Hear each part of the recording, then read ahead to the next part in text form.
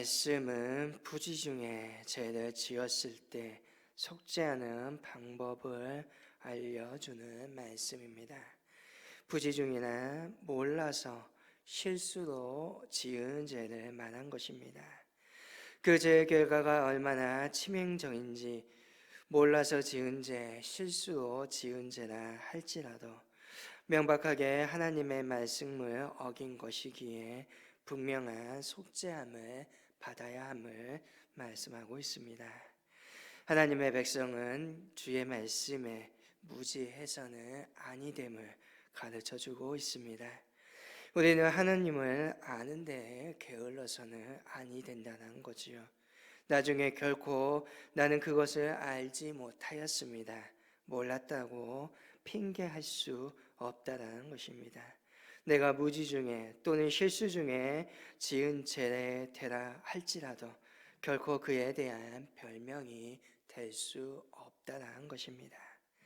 하나님을 알아가려고 하지 않는 것은 하나님에 대한 믿음과 사랑이 결여된 것이고, 또한 하나님의 말씀에 순종하고자 하는 의지가 없음을 의미합니다. 오늘 우리가 진정으로 하나님을 믿고 사랑한다면 결코 하나님의 말씀을 모른다 할 수 없을 것입니다. 만약 우리가 그것을 모른다 한다면 그것은 우리의 불신앙과 게으름을 나타내고 있는 것입니다. 그렇게 우리는 항상 주의 말씀을 가까이 하고 말씀에 귀를 기울이며 말씀대로 사는 자가 되어야 하는 것입니다. 30절에서 31절에 보면 반대로 고의로 죄를 짓는 경우에 대해서 말하고 있습니다. 또한 그러한 죄를 지었을 때 30절을 보게 되면 그의 백성 중에서 끊어질 것이다 라고 말씀하십니다. 하나님은 율법을 알면서도 의도적으로 지키지 않는 자는 끊어져야 한다라고 말합니다. 이는 하나님을 비방하는 것으로 여기십니다. 비록 모르고 지은 죄, 번제와 속죄제를 드리면 하나님께서 사함을 내려주십니다. 그러나 의도적으로 지은 죄는 가차없이 심판하심을 말씀하십니다. 이는 다시 말하면 결과에 상관없이 그 동기가 중요하다는 것입니다.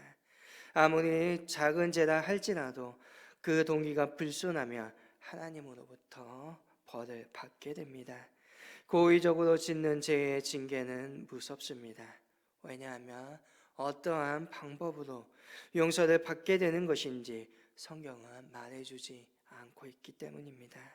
어떤 희생제자도 어떠한 번제물로 기록이 되어 있지 아니합니다.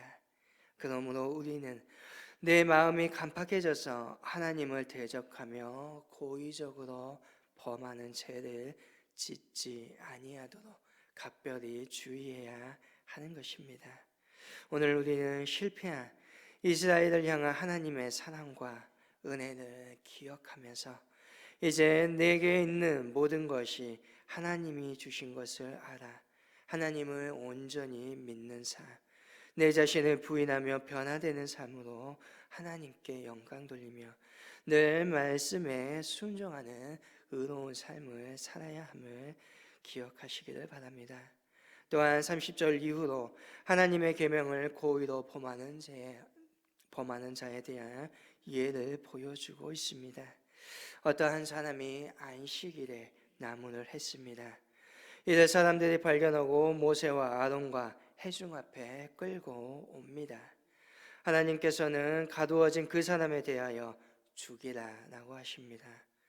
안식일에 나무 조금 주었다고 죽이라고 하시는 하나님입니다. 만약 지금 이 말씀이 오늘 우리에게 떨어진다면 과연 누가 살아남을 수 있겠습니까? 그러면 왜 하나님께서는 안식일에 나무 한 이 사람을 죽이라고 하십니까? 먼저 안식일을 지키라 라고 말씀하신 그 규례의 의미를 알아야 합니다. 예초에 안식이란 하나님의 안식을 뜻합니다. 창세기에 하나님이 천지를 창조하신 후에 일곱째 날에 안식하셨습니다. 안식의 조건이 세상의 모든 만물이 하나님의 말씀대로 만들어지고 하나님의 말씀대로 존재하였다라는 것을 의미합니다. 이러한 하나님의 안식이 깨어지는 것은 결국 인간이 하나님의 말씀 안에 살지 못하고 자기 자신에게 눈을 돌려 하나님의 말씀에 불순종하였기에 깨지게 된 것입니다. 그래서 하나님은 안식일의 규례를 말씀하신 후에 안식일에는 아무 일도 하지 못하게 하십니다. 이것은 곧 인간은 하나님 앞에서 어떻게 살아야 하는지를 잊지 말도록 하시는 것을 의미하는 것입니다. 여기에서 일을 한다는 것은 자기를 위한 수고입니다.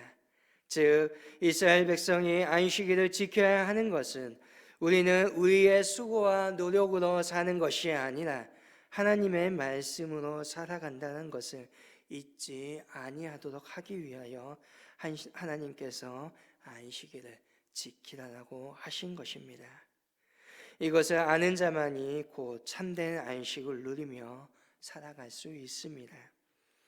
결국 어떤 사람이 안식일에 나무했다는 것은 하나님의 말씀보다 자신의 수고와 노력으로 살아간다고 여겼다는 것이고 하나님은 이를 결코 자시하지 않으셨다는 것입니다. 약속의 땅 가나안에서 이스라엘 백성들이 앞으로 하나님의 백성으로 살아가야 될 모습이 결코 아니라는 것입니다. 아마 이 사람은 나무찜이야 하면서 가볍게 밖에 나아가서 나무를 주워왔을지 모릅니다. 하지만 하나님은 인간이 아무리 가볍게 보는 거라 할지라도 말씀에서 벗어나는 것을 결코 용납지 않으심을 보여주시는 겁니다. 그러면 오늘 우리는 어떠합니까? 우리도 하나님의 말씀을 가볍게 여기고 있지는 않는지 되새겨 보아야 합니다. 그러면 지금 우리가 주일에 나무하러 가지 않는다고 해서 하나님의 말씀을 잘 지키는 것일까요? 주일에 교회에 출석한다고 해서 그것이 하나님의 말씀을 잘 지키고 있는 것일까요? 우리가 아무리 교회에 열심히 출석하고 주일에 예배를 잘 드린다 할지라도 내 수고와 노력만을 가지고 세상을 자꾸만 살아가려고 한다면 그것이 곧 안식일을 범하는 것입니다. 오늘 우리가 하나님을 예배하고 소위 주일을 성수한다라고 말하는 이유가 바로 여기에 있습니다. 주일에 단지 교회에 나와서 예배를 드린다고 주일을 잘 지키는 것이 아니라는 것입니다. 결국 중요한 것은 내 중심의 이야기입니다. 나는 오늘 내 힘과 노력으로 살아가고 있는 것이 아닌지 하는 것입니다. 하나님의 은혜로 사는 인생이고 하나님의 능력과 돌보심의 가운데 우리가 사는데 오늘 하나님의 그 인도하심과 보호하심을 신뢰하고 있는가? 그 문제인 것입니다. 이처럼 하나님을 온전히 신뢰하지 못하는 단적인 애가 바로 오늘 가데스 바네아의 이스라엘 백성들이 두려워하고 원망하고 불평하고 하나님의 말씀에 불순종하였던 모습입니다. 안식일을 범하는 사람과 같이 자기의 힘과 노력으로 살고자 하는 사람입니다.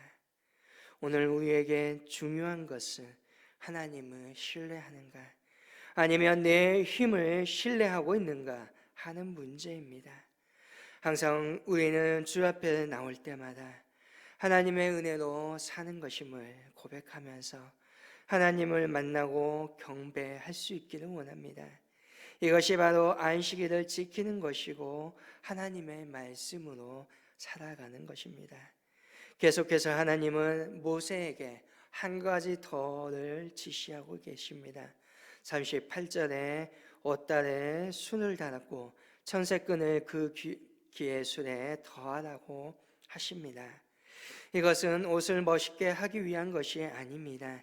39절과 40절을 보게 되면 이 옷단의 술을 볼 때마다 하나님의 말씀을 기억하고 지키도록 하시겠다는 것입니다.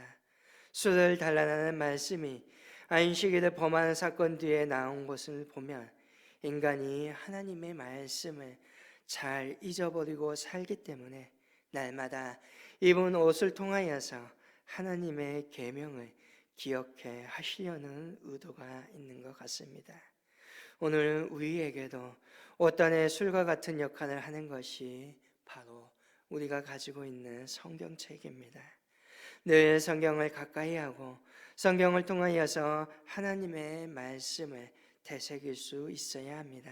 그렇지 아니하면 우리 또한 금방 잊어버리게 됩니다. 이것은 어쩔 수 없는 인간의 본성입니다. 그래서 우리는 말씀을 가까이 하고 하나님의 뜻을 상고하며 살아갈 때 비로소 하나님이 주시는 참된 안식을 누리게 되고 하나님의 백성으로 믿음으로 살아갈 수 있게 될 것입니다. 그러므로 언제나 성경의 말씀을 우리 옷단의 술로 삼아 하나님의 말씀을 마음에 새길 수 있으시기를 바랍니다. 그래서 날마다 하나님의 말씀, 하나님의 은혜로 살아가는 참다운 하나님의 백성다운 삶을 살아가는 믿음의 저와 여러분이 되시기를 주님의 이름으로 간절히 소망합니다.